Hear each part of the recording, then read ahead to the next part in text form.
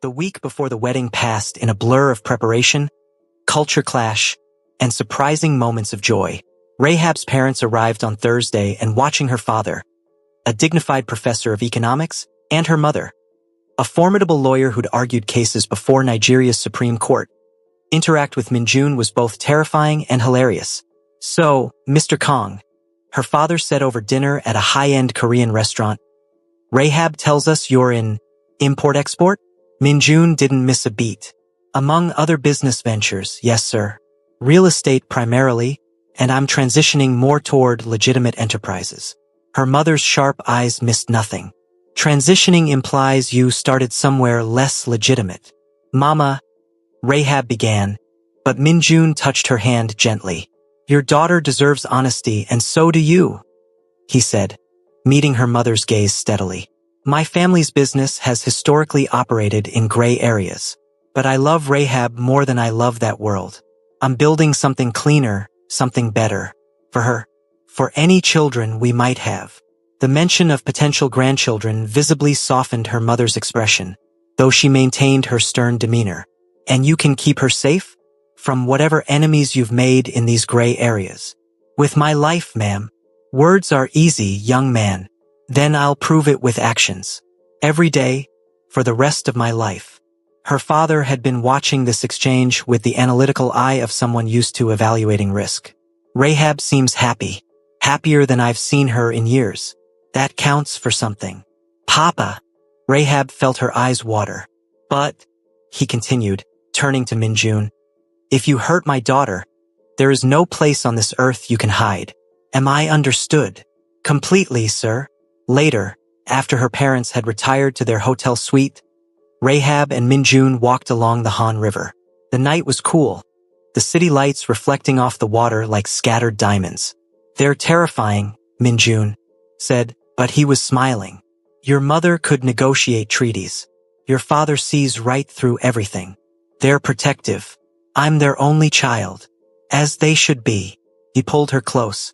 "I meant what I said, you know, about proving myself every day." "I know." She leaned into him. "This is really happening, isn't it? Having second thoughts? Third, fourth, and fifth thoughts. But I keep coming back to yes." The wedding preparations had taken on a life of their own. Minjun's people had secured a luxury hotel for the ceremony, large enough to accommodate both the traditional Korean ceremony and the Nigerian reception that would follow. Rahab's mother had flown in Ankara fabric for the reception dress, vibrant patterns in gold and blue. The Korean hanbok had been custom-made in deep burgundy and gold, traditional but stunning. "You're going to be the most beautiful bride Seoul has ever seen," Yuki said while helping Rahab with a final dress fitting. Her friend had been shocked when Rahab finally revealed the truth about Minjun. Edited version, naturally, but had rallied with characteristic enthusiasm. "I still can't believe you're getting married," Yuki continued, adjusting the hanbok's geoggery. "6 weeks ago you were Miss I don't do commitment, and now you're having a full traditional wedding. Life comes at you fast," Rahab murmured, studying herself in the mirror. She barely recognized the woman staring back. Nervous, excited, terrified, hopeful. "Are you sure about this?" Yuki asked quietly, seriously. "It's not too late to back out if you're having doubts." "I'm sure about him," Rahab replied. "Everything else? We'll figure it out as we go." But doubt crept in at odd moments. Late at night when she couldn't sleep. During conference calls at work when her boss congratulated her and she felt like a fraud. When she passed happy couples in the street and wondered if they had secret complications too, or if simple love was possible for anyone. 2 days before the wedding, the doubt materialized into something concrete. Rahab was leaving work when a car pulled up beside her. Sleek, black, threatening. The window rolled down, revealing Lee Seo-yeon. "Get in," the woman said. "We need to talk." Every instinct screamed no. But curiosity, that same curiosity that had led her to Minjun in the first place, won out. She slid into the back seat. Seo-yeon didn't drive off, just sat there, studying Rahab with cold calculation. "You're actually going through with it. Was there doubt? I thought you were smarter than this." Seo-yeon's voice was harsh.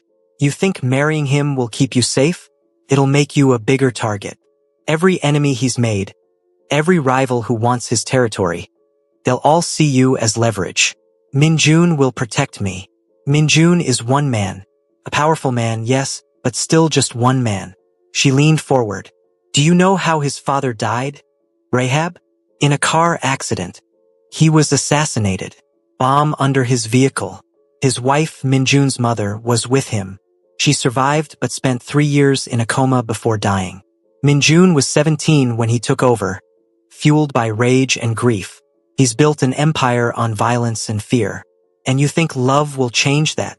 Rahab felt cold. Minjun had mentioned his father's death, but not the details. Not his mother's suffering. Why are you telling me this? Because I don't want to see another woman destroyed by Kang Minjun. Seo Yun's mask slipped, showing genuine pain beneath. I loved him, really loved him. And he used me, used my family's connections, then discarded me when I was no longer useful. You think you're different? You're just another piece on his chessboard. That's not true, isn't it? Think about it, Rahab. He met you right when he needed to soften his image, right when he was trying to go legitimate. A relationship with a foreign professional, someone outside the underworld. That's good optics. And now a wedding, very public, very traditional. That's rebranding. The words hit like physical blows because they played into every fear Rahab had been suppressing. What if she was just convenient? What if this was all strategy? I see I've given you something to think about, Seo Yun said, satisfaction in her voice. Here's my final offer.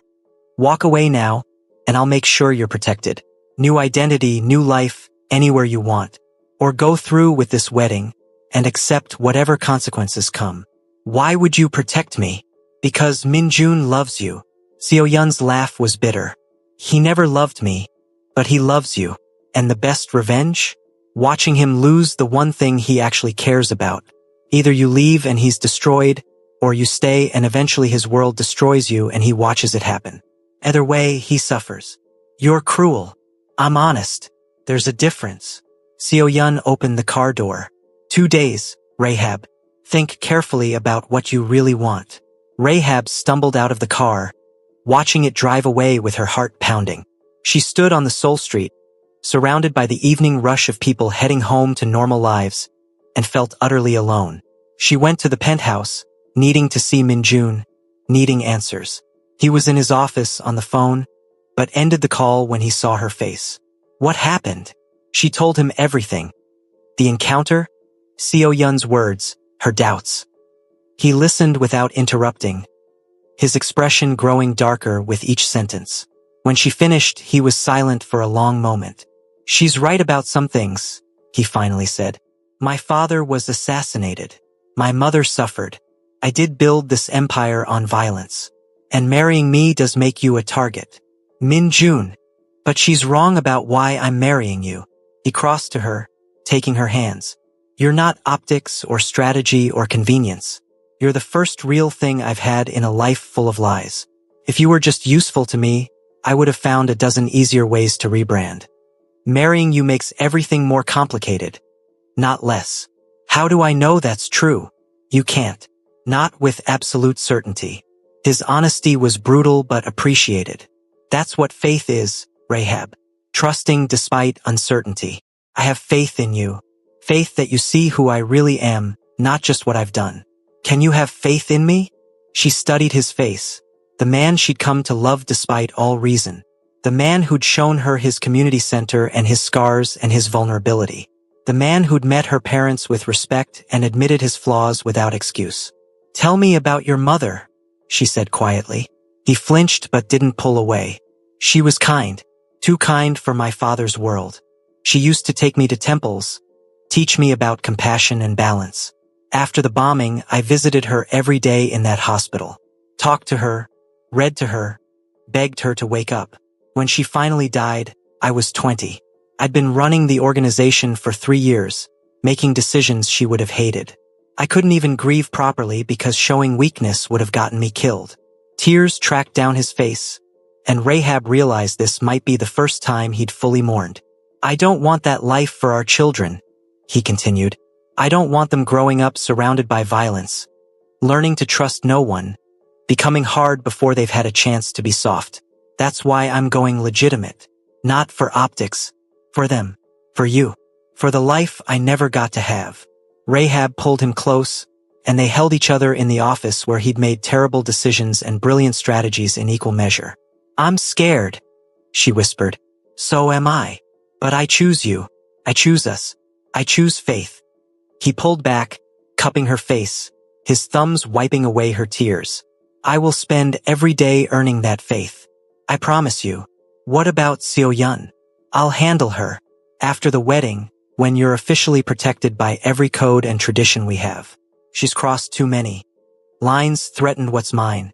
There will be consequences. Don't kill her, Rahab said urgently. Please.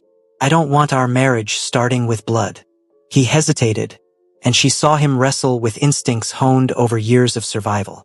Finally, he nodded. No killing, but she can't keep threatening you. I'll find another way to neutralize the danger. Thank you. They spent that night talking, really talking. He told her stories about his parents, his childhood, the weight of inheriting an empire he never wanted.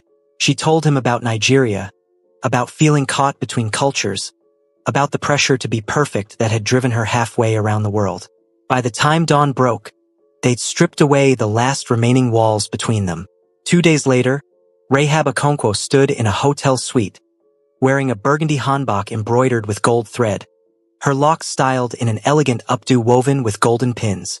Her hands trembled as her mother adjusted the jaggery one final time. You look like a queen, her mother said softly. My beautiful daughter. I'm terrified, Mama. All brides are terrified. That's how you know it matters.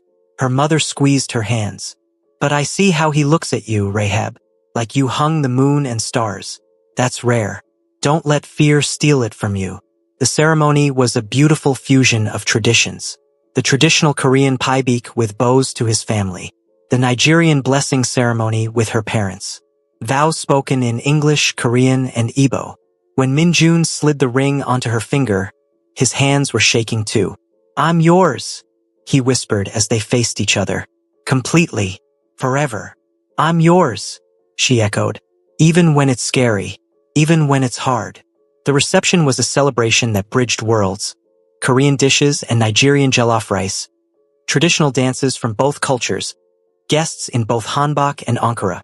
Minjun's people mingled with her parents' friends. For one night, it felt like peace was possible. But as Rahab danced with her new husband, she saw Seo-yun standing at the edge of the celebration. Their eyes met across the room. Seo-yun raised her glass in a mocking toast, then disappeared into the crowd. The message was clear. This wasn't over. Rahab tightened her grip on Minjun's hand. Whatever came next, they'd face it together. That would have to be enough. They flew to Jeju Island for a brief honeymoon. Minjun couldn't be away from so long, but he insisted on giving Rahab 3 days of paradise. The resort was exclusive, perched on cliffs overlooking the ocean, with private villas that promised seclusion. For 48 hours, it was perfect. They woke up late, made love with the ocean breeze drifting through open windows, ate breakfast on their terrace overlooking volcanic rocks and turquoise water. They explored the island hand in hand. Lava tubes and waterfalls, tea plantations and beaches with black sand that sparkled in the sunlight. I could stay here forever, Rahab said as they watched sunset paint the sky in impossible colors. They were at Songsan Ilchulbong, the sunrise peak, though they'd come for sunset instead. So could I. Minjun pulled her close. When things settle, when the business is fully legitimate, maybe we take a real honeymoon. Months, not days. Anywhere you want. Nigeria, she said immediately. I want you to see where I came from. Meet my extended family. Eat proper Nigerian food, not Seoul fusion versions. I'd like that. He kissed her temple. Experiencing your world properly. Understanding all the parts that made you. They talked about the future, tentative, hopeful plans. Children eventually. A house outside the city with a garden. Her pursuing a graduate degree. Him building legitimate businesses that would make his mother proud. Felt real. Felt possible. The call came on the morning of day 3. Minjun's phone rang at 4 a.m., jarring them from sleep. He answered, listened, and went completely still. When? His voice was ice. How bad? Everyone out. I'm coming back now. He ended the call and was out of bed immediately, pulling on clothes with practiced efficiency. What happened? Rahab asked, fear clawing at her throat. The community center. Fire. Everyone got out safely, but the building's destroyed. The one you fund? The one with the children? Yes. His face was granite, but his hands shook with rage. This wasn't an accident, Rahab. This was a message. Seo Yun. Most likely, or someone emboldened by her example. He turned to her, and the expression in his eyes was terrifying. Cold, calculating, violent. I have to go. Stay here where it's safe. I'll send security. No. She was already getting dressed. I'm your wife. I'm coming with you. Rahab. Those kids matter to you, which means they matter to me. I'm coming. He wanted to argue. She could see it, but something in her expression made him nod. Stay close to me. Don't leave my side for a second. They flew back on Minjun's private plane, arriving in Seoul as dawn broke gray and cold. The community center was in ruins. Walls blackened, roof collapsed. The playground equipment melted into twisted sculptures. Ji-ho, the teenager who'd called Minjun uncle, stood with his mother and younger siblings, staring at the destruction. When he saw Minjun, he ran to him. They were so scared, the boy said, tears streaming. The little ones, they thought they were going to die. Minjun wrapped him in a hug, and Rahab saw him struggling to maintain composure. Everyone's safe. That's what matters. But everything's gone. The computers, the library, the kitchen. Where will we go now? I'll rebuild.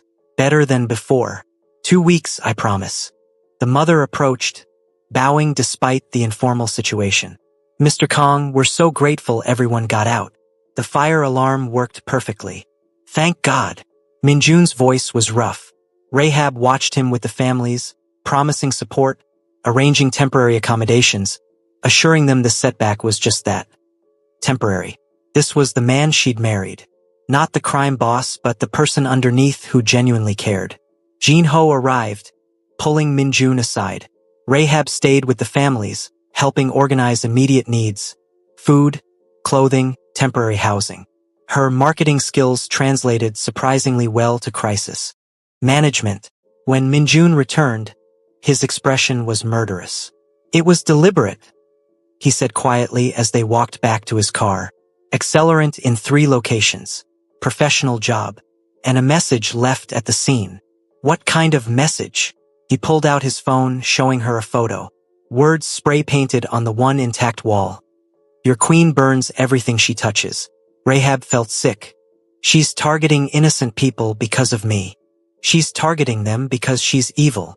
Minjun's voice was controlled fury. This isn't on you, Rahab. This is on her. And it ends now. What are you going to do? What I should have done weeks ago. The next 3 days were tense.